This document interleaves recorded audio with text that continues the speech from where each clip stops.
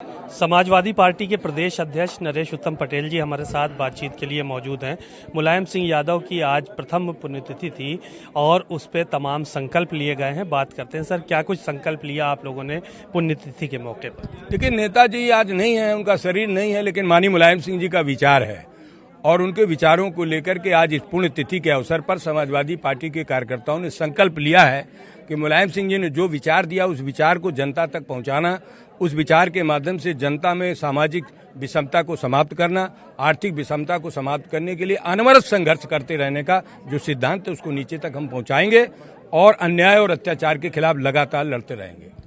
कहा जा रहा है कि बहुत से जो विपक्षी दल हैं कि आप लोग खुद ही नेताजी के उस पर नहीं चल रहे हैं, जाके चाहे मैनपुरी का चुनाव रहा हो तो आपने सुना होगा तमाम भारतीय जनता पार्टी के लोगों को नेताजी की बात कर रहे थे उस वक्त। भारतीय जनता पार्टी के लोगों की बात पर तो कोई भरोसा ही नहीं है और भारतीय जनता पार्टी जो कहती वो कभी करती ही नहीं है और इसीलिए भारतीय जनता पार्टी को जनता ने नकार दिया है।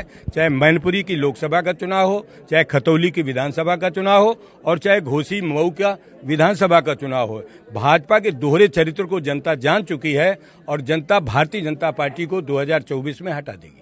एक सवाल और था कि अब की कई बड़े नेताओं की साख भी 2024 में दांव पे लगी हुई है। ये देखा जा रहा है कि कई मंत्रियों को टिकट देने की तैयारी है और कई बड़े नेताओं को यहाँ से यूपी से टिकट देने की तैयारी है। तो क्या आप लोगों के सामने कमजोर हो गए हैं वो लोग जो इस तरह की जो है वो चीजें निकल कर आ रही हैं? अपने मौजूदा सांसदों पर भरोसा नहीं है? निश्चित रूप से जो उन्होंने किया है उस पर जनता नाराज है और इसलिए वो अपने बड़े नेताओं को भेज करके जनता में परीक्षण कराएं। अभी इसका एक परीक्षण हुआ मऊ में, घोसी में, जो कैबिनेट मंत्री का सपना दिखाया था और वो पहले कैबिनेट मंत्री रह भी चुके थे, समाजवादी पार्टी के विधायक थे, उनको बुला करके और चुनाव लड़ा करके भारतीय जनता पार्टी ने अपने कार्यों पर मोहर लगवाई कि हमारे कार्य सही हैं या गलत हैं। तो वहां पर साबित हो गया कि भारतीय जनता पार्टी के कार्य गलत हैं, इसीलिए जनता आक्रोशित थी और जनता ने भारतीय जनता पार्टी को चारों खाने चित्त कर दिया। समाजवादी पार्टी के नेता अखिलेश यादव जी के उम्मीदवार को भारी मतों से जिता दिया। 2024 के लिए कितना तैयार हैं आप लोग?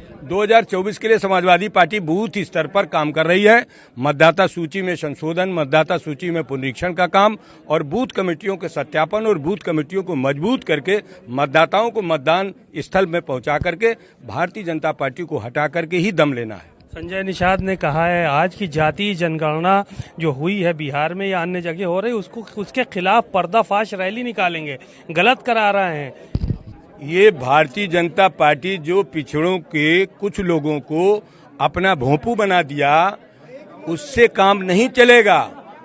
जनगणना जरूरी है, जातीय जनगणना जरूरी है और भारतीय जनता पार्टी की डबल इंजन की सरकार है, ये डबल देर कर रही है। भारतीय जनता पार्टी को जातीय जनगणना करानी पड़ेगी, तभी सबको सब समान अनुपात पर उनको हक और सम्मान मिलेगा।